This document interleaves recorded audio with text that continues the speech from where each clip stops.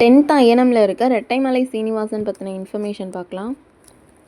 ரெட்டைமலை சீனிவாசனின் காலம் 1859 1945. 1859ஆம் ஆண்டு காஞ்சிபுரத்தில் பிறந்தார். ஜாதி படிநிலைகளில் ஒடுக்கப்பட்ட மக்களின் சமூக நீதி, சமத்துவம், சமூக உரிமைகள் ஆகியவற்றுக்காக போராடினார்.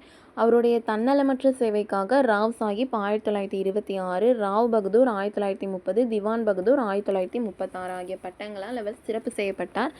அவரது சுயசரிதையான ஜீவிய சரித்திர சுருக்கம் 1939 வெளியிடப்பட்டது. இந்நூல் முதலாக எழுதப்பட்ட சுயசரிதை நூல்களில் ஒன்றாகும். தீண்டாமையின் கொடுமைகளை அனுபவித்த ரெட்டைமலை சீனிவாசன் உரிமைகள் மறுக்கப்பட்ட மக்கள் முன்னேற்றத்துக்காக உழைத்தார். 1893 ஆதிதிராவிட மகாஜன சபை எனும் அமைப்பை உருவாக்கினார்.